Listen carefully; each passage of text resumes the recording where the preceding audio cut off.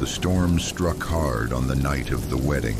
Rain lashed the old country road like angry fingers, and the limousine's wipers thrashed against the torrents as it curved through the woods outside the Whitaker estate.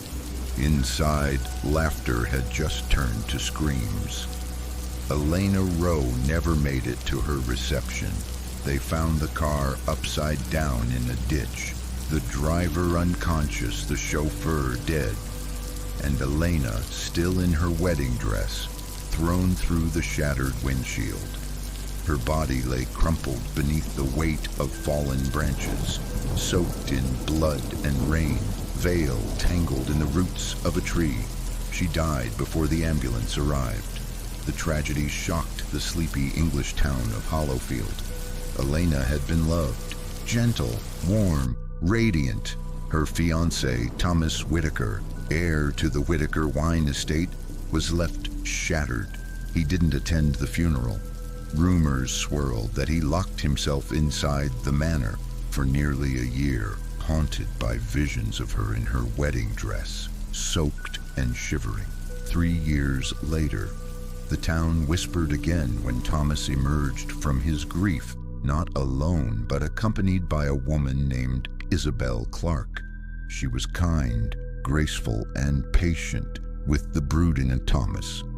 Though the air of sadness clung to him like smoke, Isabel seemed determined to bring light back into his life. A year later, they announced their engagement. The wedding would take place at the same estate where Elena had died. That decision drew raised eyebrows, but Thomas insisted it was what Elena would have wanted. Isabel said nothing, though her smiles never quite reached her eyes. The dreams. 2 weeks before the wedding, Isabel began to dream. In the dreams, she was standing in a white corridor, soft and glowing, like a cathedral made of moonlight. At the far end stood a woman in a wedding gown, back turned, veil trailing like mist. The woman sobbed quietly, shoulders trembling. When Isabel tried to approach, the woman whispered, "It was supposed to be me." Each night the same. Then, one night the bride turned around. Her face was pale, skin bruised and torn, a jagged wound across her brow, her eyes dark, hollow, impossibly sad, locked with Isabel's. "Give it back," she wept. "You took my place." Isabel awoke screaming. Thomas dismisses it. When Isabel told Thomas about the dreams, he went quiet. Then he laughed, nervously. "It's just nerves," he said. "Cold feet. You've heard too many stories from town." He refused to speak Elena's name. It was as if she never existed. But Isabel couldn't shake the dreams. One morning she found a muddy footprint in the hallway, barefoot, small, like a woman's, though the estate was locked at night. A week later, her wedding dress was found dragged across the floor of the bridal suite. No one had entered the room. The housekeeper swore she heard weeping from the upstairs bedroom that had been closed since Elena's death. The staff started quitting. Isabel began locking her door at night.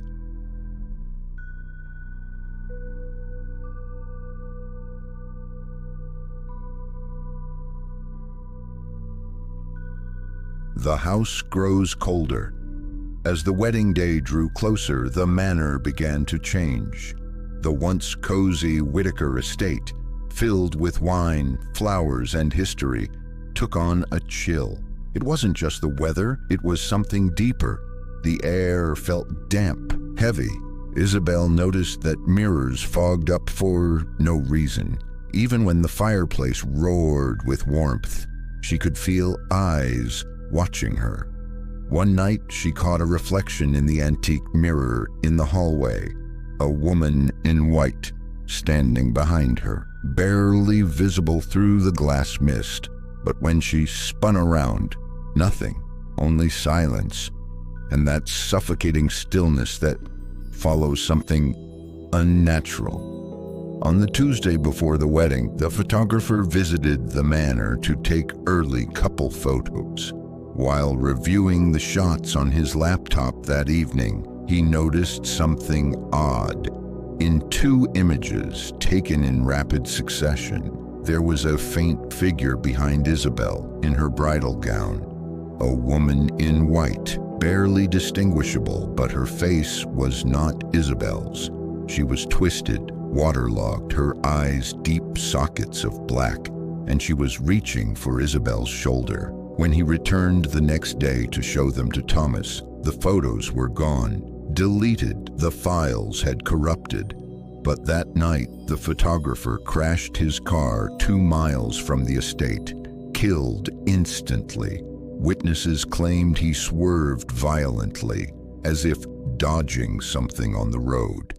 His last words, according to paramedics, "She was standing in the middle of the road, in a veil."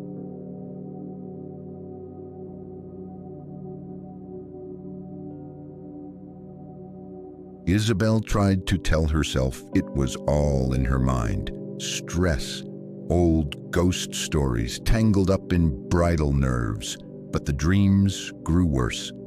Now she didn't just see the bride, she became her. In her sleep, she would feel the crunch of gravel under wedding shoes, the whip of rain against her face, the scream of tires, the cold rush of impact. She'd jolt awake, gasping for breath, clawing at her throat, her fingers covered in mud. And then came the whispers. Late at night, she heard them in the walls. It was supposed to be me. And he promised. Sometimes, "Why are you wearing my ring?" When she confronted Thomas about it, his face darkened. "Don't bring her into this," he snapped. "It's not fair to compare." "But," Isabel began, shaken. I said, "Drop it." It was the first time she had ever felt afraid of him. The night before the rehearsal dinner was a quiet affair. Half the guests had canceled. Thomas drank heavily, eyes distant, barely touching his food. Isabel wore a forced smile, masking the nausea bubbling in her chest. That night, as she prepared for bed in the bridal suite, she found a box on the vanity. She hadn't seen it before. It was old, dusty, with a faded ribbon. No note. Inside, a wedding ring, not hers. It was worn, elegant, blood-stained. As she stared in horror, the lights in the room flickered, and the mirror across the room fogged over slowly from the inside out. She backed away, breath hitching, and then a bloody handprint appeared on the mirror. Vanished. The next morning, the housekeeper went to wake Isabel. The bridal suite door was wide open. The window curtains fluttered in the breeze.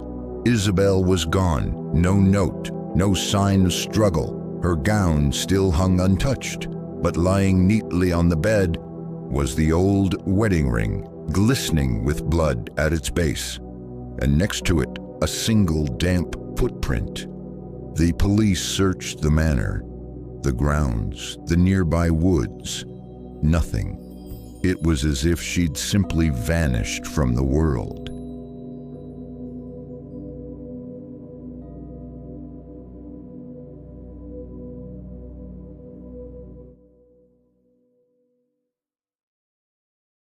The morning after Isabel disappeared, Hollowfield was in chaos. Police swarmed the Whitaker estate, combing through every inch of the grounds. Divers searched the nearby river. Search dogs were brought in, but there was nothing, no trail, no scent, as if she had melted into mist. Thomas stood at the manor gates, unmoving, his eyes sunken. He refused to speak to reporters. He barely acknowledged the investigators. When asked if Isabel had any reason to run, he said only one thing. She was afraid of someone, something. She said the house was haunted. 2 days later, a retired servant named Margaret Ellis came forward. Now in her 80s, she had worked at the Whitaker estate for 4 decades before retiring after Elena's death. When she heard about Isabel's disappearance, something haunted her enough to speak. "There's a room in the East Wing," she said. "It was sealed after the accident. No one goes there, not even the staff." The police returned with her. Behind an old tapestry and a nailed-shut wooden panel, they discovered a hidden hallway. Dust coated everything. At the end stood a locked door, rusted and cold. When they forced it open, a wave of damp, rotting air spilled out. Inside was a small bridal chamber, untouched since the day of Elena's death.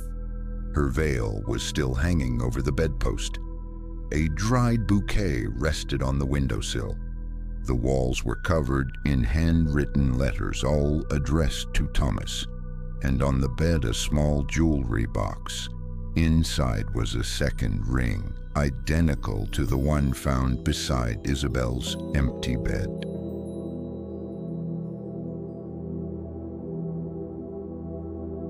That night, Thomas drank himself into a stupor.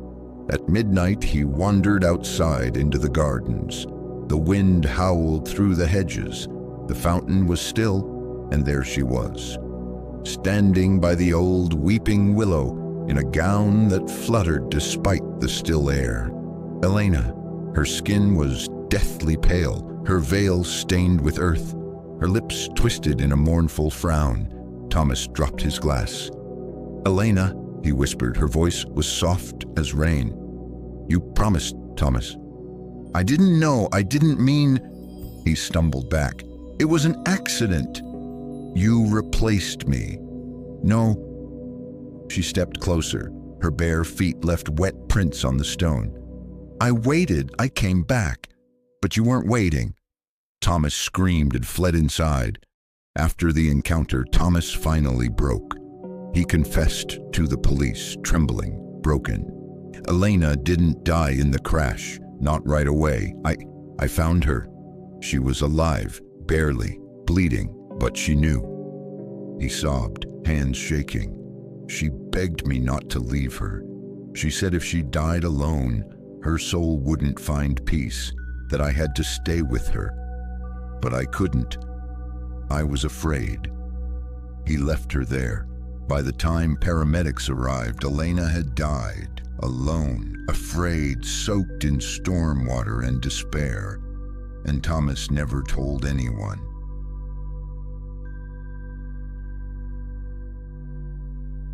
A week after Isabel's disappearance, the Whitaker Manor was closed permanently. But rumors continued. A girl hiking near the estate claimed to see a woman in white, watching her from the edge of the trees.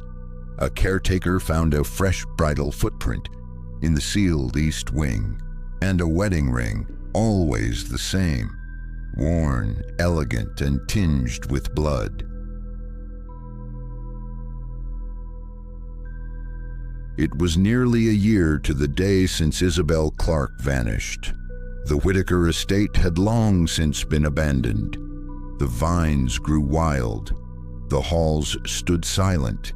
Locals said you could still hear sobbing in the bridal suite when the moon was full.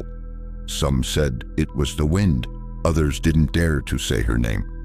But then one night, the lights came on, just after midnight. A single glow from the east wing window, long sealed, long forgotten. The same room where Elena had once waited to become a bride. And in that window, someone stood watching the valley below in a wedding dress.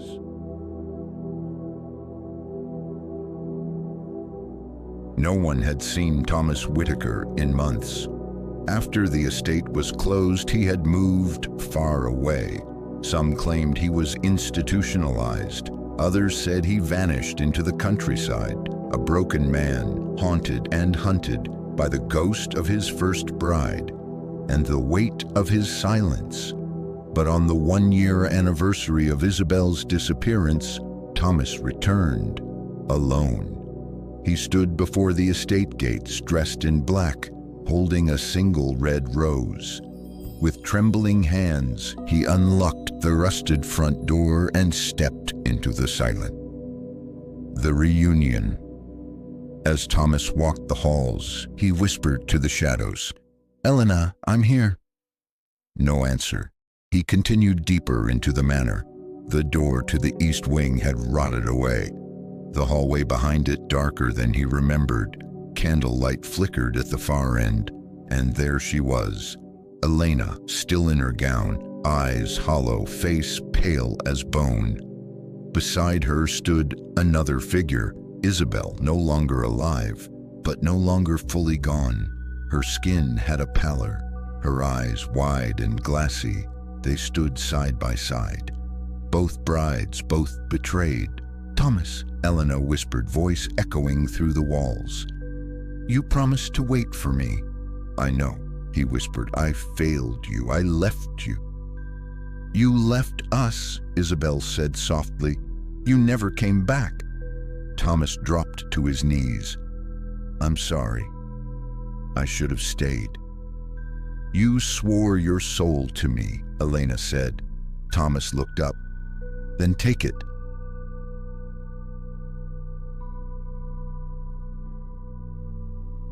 At dawn, the villagers saw the fire. The manor was engulfed in flames, old wood crackling like dry bone. It lit the valley like a funeral pyre. By the time the fire brigade arrived, it was too late. The estate collapsed into ash.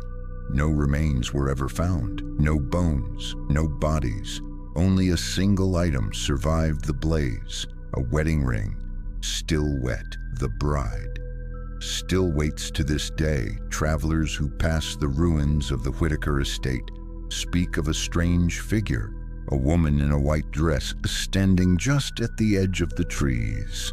Sometimes she weeps, sometimes she smiles, but always she's waiting for a man who broke a promise, for the woman who wore her ring, and for the next bride who dares step into her place.